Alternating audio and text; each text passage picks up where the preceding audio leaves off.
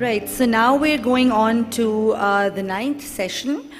It is my very proud privilege to introduce the keynote speaker for this session, General Zubair Mahmood Hayat, Nishan-e-Imtiaz Military, retired, Chairman Joint Chiefs of Staff Committee 2016 to 2019. General Zubair has had a military career that spanned over 4 decades.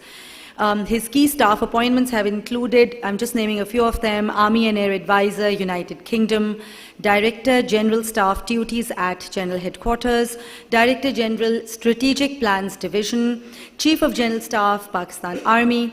In November 2016, he took over as the Chairman Joint Chiefs of Staff Committee. In recognition of his meritoriated with Nishan-e-Imtiaz Military, Hilal-e-Imtiaz Military, he's also the recipient of the Legion of Merit of Turkey, King Abdulaziz Medal of Excellence, Kingdom of Saudi Arabia, and Honor of Defense Staff Italy. Here I'd really like for all of us to give a huge round of applause for General Zubair. So after taking off his uniform, after 43 years of military service, he still continues to give lectures on geostrategy, nuclear matters and issues pertaining to defense and security. It is my privilege to invite him to the podium for his talk on the geopolitical backdrop, sir.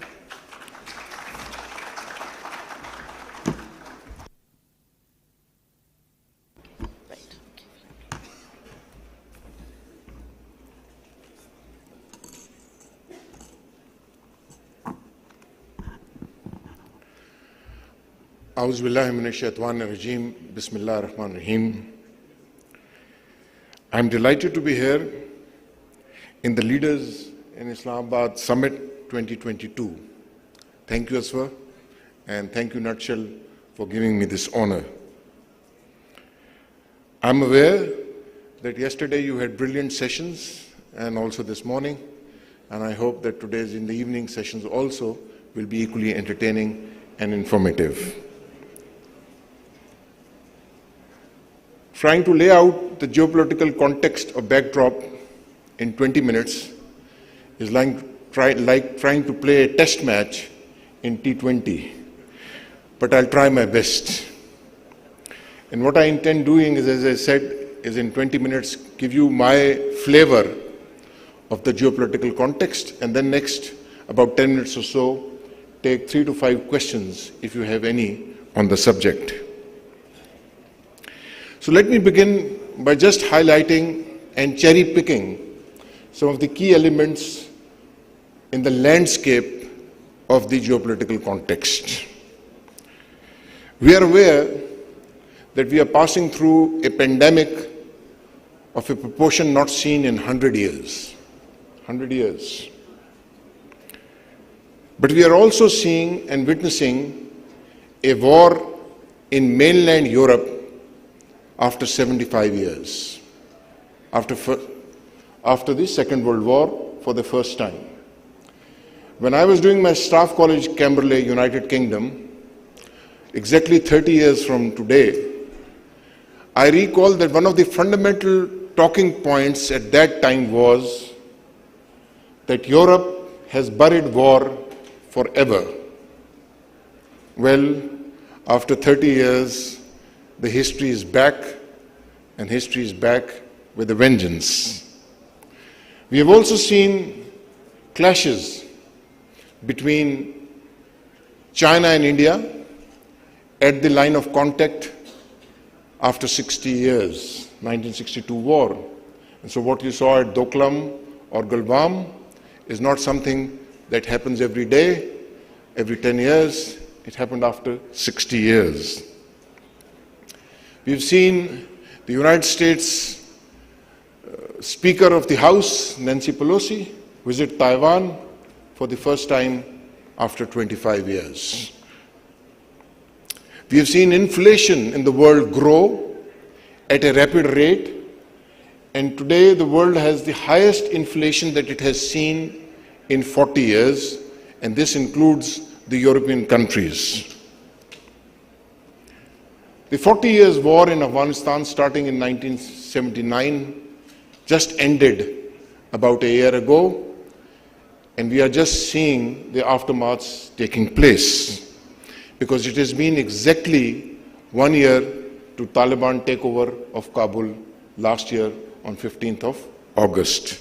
And only last night you saw a major explosion again take place in Kabul itself, killing more than about 25 people. And last not but the least, in October, after 2 years, notionally, the world will touch a population of 8 billion. And that's the highest population the world has seen since it came into being. Now, with this landscape, let me put up a framework. And the framework is very simple. The framework is a great power competition between two powers. That is between the United States and China. It is as crystal clear as it is. In this great power competition, there are to me two secondary players. One is Russia, the other is India. And there are other 20, I believe, nations of significance in this player, mostly in Europe, Asia, but also some now in Africa. And Pakistan stands amongst those 20 nations of significance. So therefore, a great reset is taking place. And center to this reset, as historically always, is the balance of power. Now, in this balance of power and the shift of it was clearly visible 14 years ago, because at a IISS meeting in Geneva in 2008, Henry Kissinger had said that the center of gravity of the world power has shifted decisively to Asia. That was said 14 years ago. Now, because the shift has taken place in some aspects, but has not taken place in two critical areas, one is military balance of power, and the other is political balance of power. Therefore, there is an element of chaos and disruption.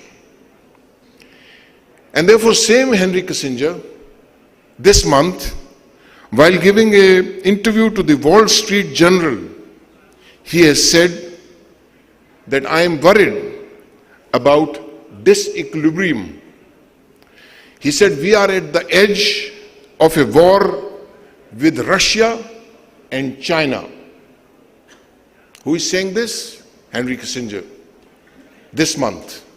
He said we are at the edge of a war with Russia and China on issues that we partly created, without any concept on how this is going to end or what it is supposed to lead to.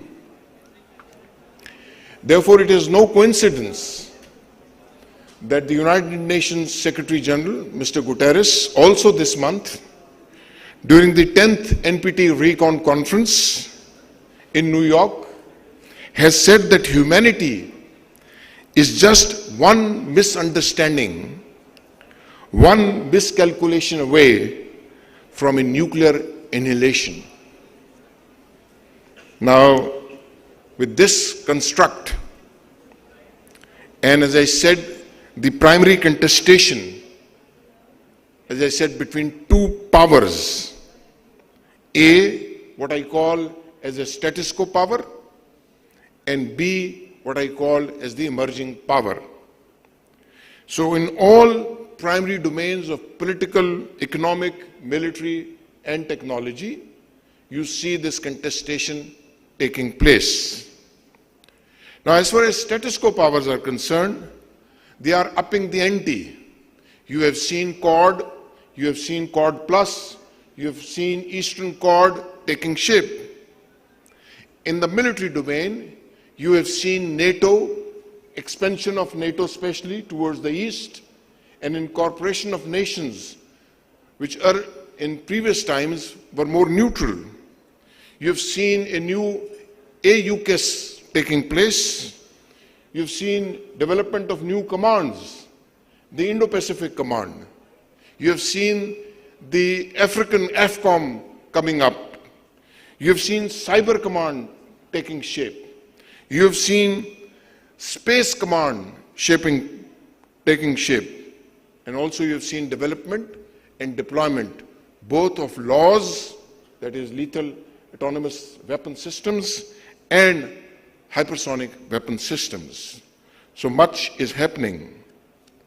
But on the economic front, you see the status quo powers applying sanctions, and not to countries traditionally used to it like Iran or Venezuela, but now, more importantly and aggressively, to Russia and also increasingly to China.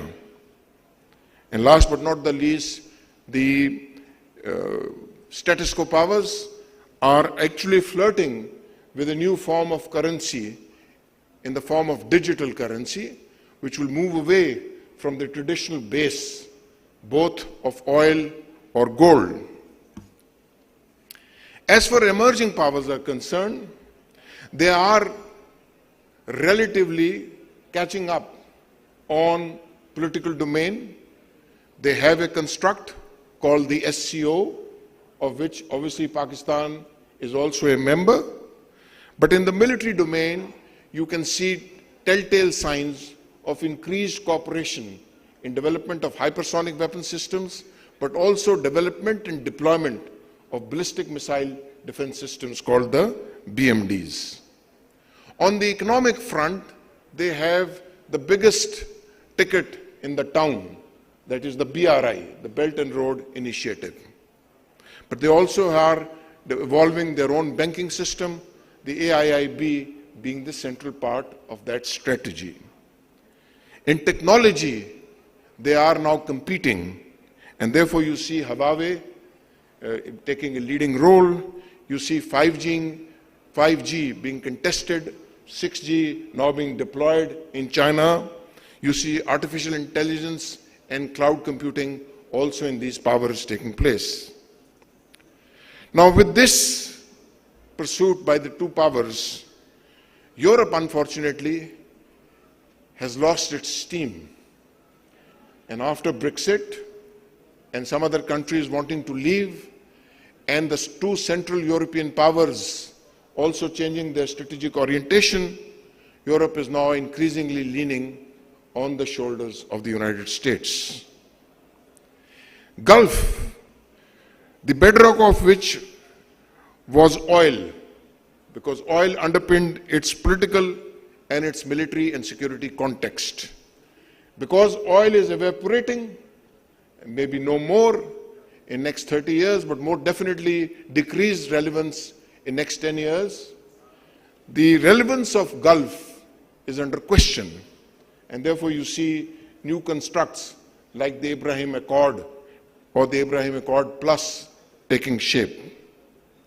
But as I believe that some things in Gulf have not changed, like its geography has not changed, its Muslim character has not changed, its history has not changed, its culture has not changed, and therefore it will continue to have its place of influence. Of more immediate concern to us is our neighbors like Iran, and you might hear news about the JCPOA in next about a week or so. If yes, it might unleash a different set of dynamics, and if no, it will again lead to a set of different dynamics taking place. But the way Iran has shaped up its relationships, both with Russia and China, is something to particularly note about. Now, a key word about India. And as I said, India I find as a secondary player in this great power competition. What India is trying to do is to evolve a new normal. India believes it has the power potential to do so. To me, that remains questionable. India is also trying to be the net security provider in the region. And therefore, you see India flirting with notions such as surgical strike.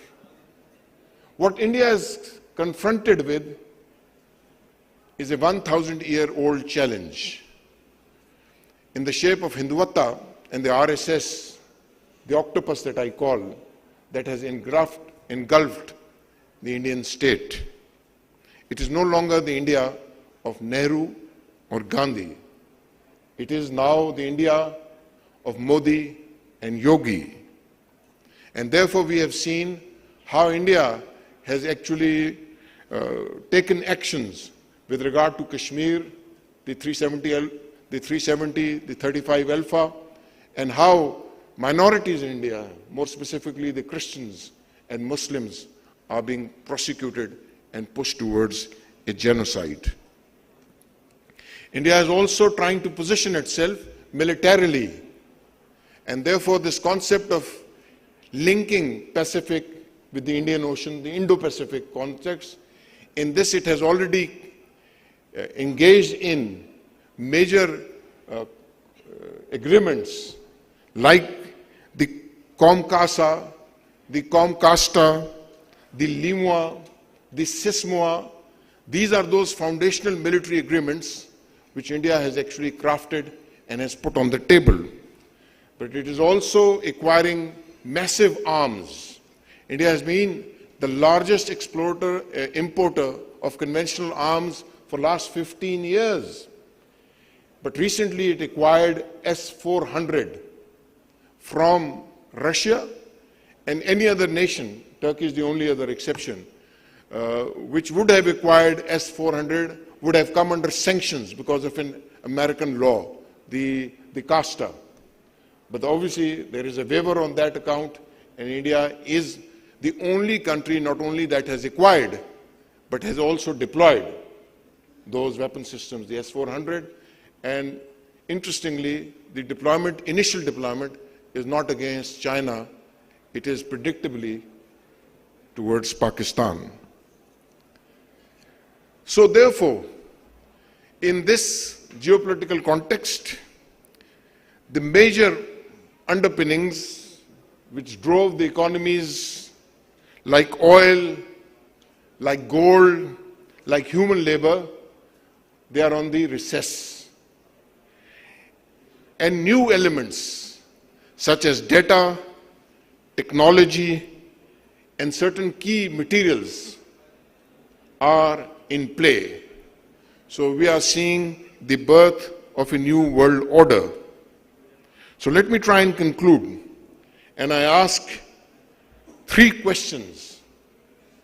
Question one, can the Thucydides trap be avoided? Question two, will the things get worse? Question three, and finally, how, when, and in what shape, but more importantly, at what cost will the new world order take shape? But for myself, I've always believed that when the going gets tough, the tough gets going. Thank you very much.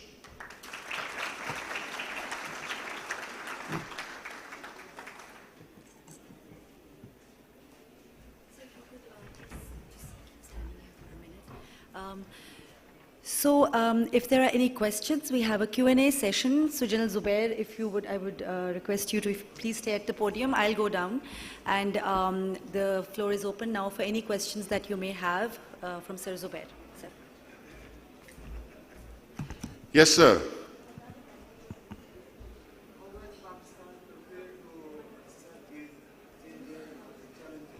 Sir.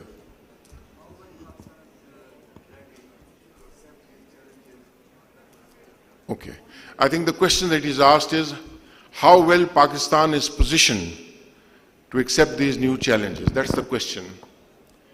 You see, when I said Pakistan is a country amongst those 20 countries that are countries of significance in this new world order, emerging new world order, that means that on the set table, when you sit there or you sit in the room, Pakistan brings to the table many capabilities and many strengths. But Pakistan also possesses many challenges and many vulnerabilities. So therefore, it is for us to optimize our strengths and to play our cards and to guard against our vulnerabilities. So the ball is there, the game is up there, it is for us to play. If we play and play it well, we can do it and do it well. If we don't, we can head to a disaster. Yes, please. So my name is Ali Jawad, and my question is that even after there is so much awareness all around the world that what are the harms of wars and violence, but still we see that all around the world there is so much hostility, the things going on in Ukraine, in Palestine, and other parts of the world. My question is that it breaks my heart to know that I feel helpless. I see these things and I want to ask you that what can I as an individual do to contribute to global peace? Let me give you an eternal lesson of history. The best way to avoid a war is to be prepared for it. That's the eternal lesson of history. You see, even when there were three people, Adam and his two sons, they indulged in a fight. So if there are constants in human history, conflict is a constant in human history. While in a utopian world, you would wish conflict not to take place, but in the real world, you always have to be prepared for a conflict that exists under the corner. And because, as I said, the fundamental question here is the competition between great powers, and what is contested is the balance of power. Therefore, for me to say to you that what can you do, you can be a part of the nation and you can part of the humanity to make sure that you stand strong and you stand tall. But for you to think that there will be no war, I gave you the statement of Henry Kissinger, what he felt this month to say. Thank you very much. Please. Sir.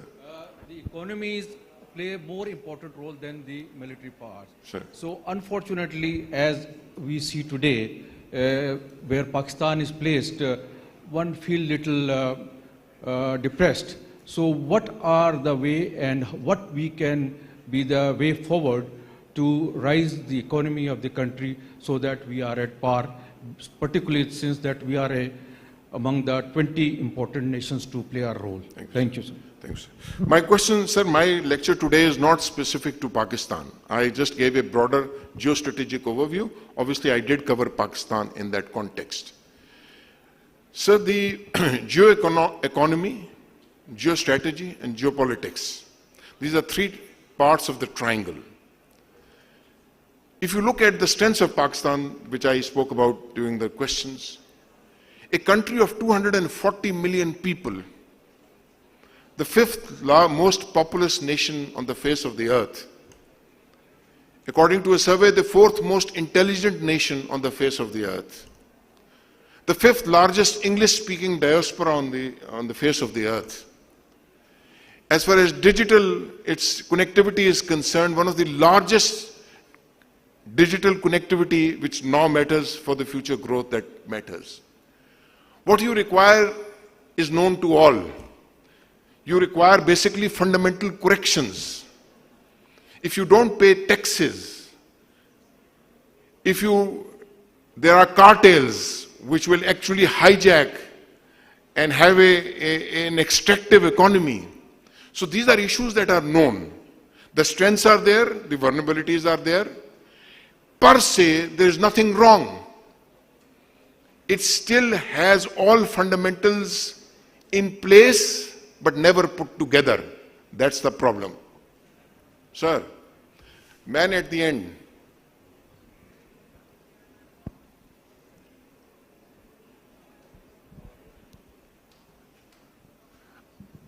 So my name is Hussain. Hello. So my name is Adil Hussain. As the Taiwan issue is emanating on the surface, China and USA are confronting each other. So what is the position of Pakistan? What do you expect that whether we will go toward the US bloc or the Chinese-Russian bloc? Look, I'll give you a position on Taiwan. There is no ambiguity on that. Taiwan is an integral part of China, and Pakistan believes in and will continue to do so in one China policy. Thank you. Yes, sir. My name is Moin. Okay, my name is Moin Bartley. So this is a time of great change. Yes. And now, as the whole world is going through an evolution, so we as a, maybe I guess you could say third-tier country, part of the group of 20, we have to plan our own strategy, right, to best position ourselves. So should we sort of plan an independent sort of a strategy where we keep all our options open? Or should we join one bloc or be more inclined towards being a part or having linkages with one bloc or the other? What would help us in the medium to long run in terms of what's happening in the world? Thank you. Thank you. You see, Sahibzada Yaqub, whom I respect a lot, late, may Allah bless his soul, used to say that leaders are those who can not only foresee, but leaders are those who have foreseen. So this question once looked back about 15, 20 years from now, in 2035 or 2040, people would have seen how the leaders of this country have played their card. What I did allude to, what Brigadier Sahab was saying, was that we have the cards. We don't have to box ourselves into a position of no return. And a country of a nuclear power, the ninth amongst the 9 nuclear powers, as I said, 240 million people, cannot be boxed, should not be boxed. For example, let's take energy and oil today. I mean, India today is buying 20% of its oil from Russia. Before this crisis began, India used to just buy 2% of its oil from Russia. Today it buys 20%. What stops Pakistan from actually going to Russia and getting not only oil and wheat on cheaper rates for our country? So we have the cards. We should have the will to play those cards. Thank you, sir. Sir. Good to see you, sir.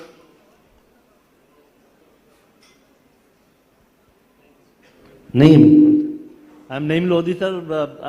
Thank you very much for a very illuminating talk. You raised very pertinent questions at the end of your talk, the 3 questions. I'm interested to know your answers to those 3 questions, even if they are,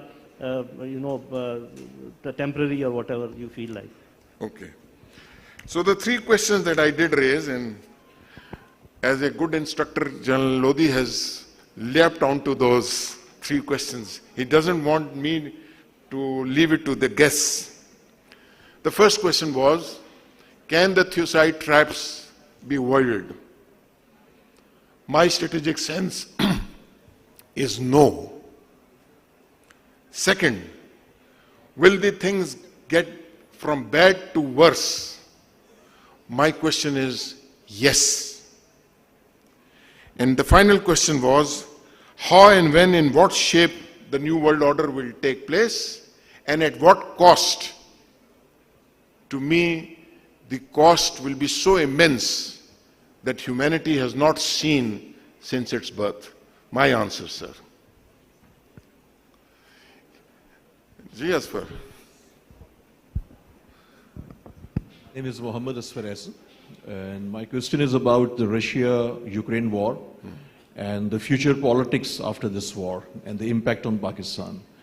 And my second question is, what is your personal view about the future of CPAC?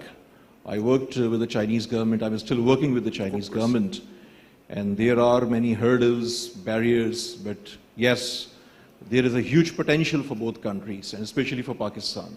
What is your view about the future, as well as what should be our roadmap to utilize this opportunity of CPAC in the interests of Pakistan? Thank you. Let me tackle as for the second question first. I have always believed that CPAC is the future of Pakistan. And there are very cogent reasons to that. And in that, CPAC is a strategic project which brings immense strategic benefits to Pakistan across a spectrum of domains. And we require a national consensus, and we require a political will to move forward on that account. And on that account, we must. As far as Russia-Ukraine is concerned, you have categorized it as a war. That's not how Russia has categorized it itself. Russia has categorized Ukraine as a special military operations. Russia has not categorized it as a war. It is a conflict, most definitely. It will have repercussions, and we haven't seen the end of it. If Russia's security is endangered and continues to be endangered, we will see an enlargement of this conflict. But if Russia's security is guaranteed by means and other means, we will see an end to this particular conflict in Ukraine. Thank you very much. Ji sir, we'll come back to you. Assalamu alaikum. Thank you so much for the session, firstly. My question is, so basically raw indicators of national power for Pakistan offer a poor reading of Pakistan's state's capacity and its viability. So torsion Pakistan to bound to experience if we allow ourselves to be driven and defined by a geolocation as a leverage in geopolitical, which is inevitably the emergent great power competition. So in your opinion, should Pakistan not humble up and signal humility and stop posturing its location as a leverage and take a more inward focus in developing human resource and resilience, which should be our prime national goal rather than a calculus of proposing a location for rent-seeking and or prominence? Okay. You see, this is a school of thought. I concluded by saying that when the going gets tough, the tough gets going. What you are telling me is that when the going gets tough, the tough should just lie down on a bed. That's the two fundamental equation. You see, this great power competition is not of my making. I have not created it, and it will not be wished away because I don't want to be a part of a regime. And as I gave you the three players, one of the major players, which is China, is my neighbor. One of the two secondary players that I gave you was India, is again my neighbor. One of the secondary player that I gave you was Russia, which is a near neighbor, if not a neighbor per se. And the fourth major player, which is the United States, has been a constant player in this area. And as you can see from the over-the-horizon operations that it carries out in Afghanistan. So this is not something that I am making it up. It's a reality on ground, and it's happening. And as I said, as a country of influence, we need to actually secure our vital interests. That is a must. If you don't want to be a part of that, you will have to sacrifice your vital national interests. Yes, please. We have time for just one more question, please. One more question. One more question. There are 4 hands, so pick up yourself. So you'll have to take a pick. Ji, hello. Who is the youngest? Air Commodore Salim, the youngest. I'm the youngest. Excuse me. Young Sir. by heart. Yes, sir. Sir, I am Shahzad Malik. Sir, I'm here. Sorry, sir. On your left side. Okay, sir. On my right, sir. Yeah. Oh. I am Shahzad Malik. To take the benefit of your great experience, I just want to say, when our political situation will be settled And every government knows, as you discuss here, issues of tax, FBR, etc. will be resolved. And when we will say goodbye to IMF? I want to see that day in my lifetime. Thank you very much. Thank you very much, ladies and gentlemen. It's a great pleasure talking to you. Thank you very much. Thank you.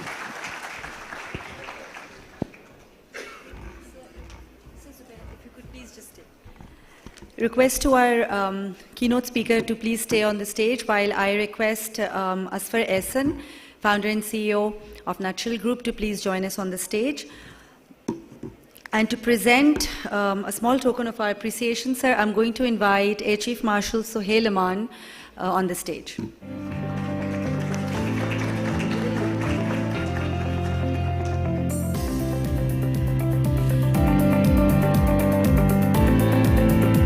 So, Sir Sohail will be presenting a book on Pakistan.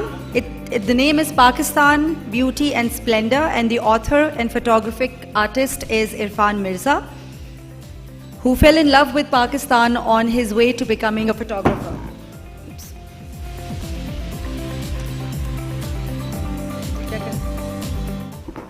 This was actually 4-star to 4-star. I'm very blessed actually because of my affiliation with my two seniors, my elders, and my very dear friends and brothers, General Zubair Mahmood Hayat and Air Chief Marshal Sohail Aman.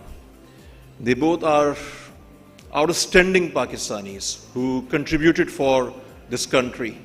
And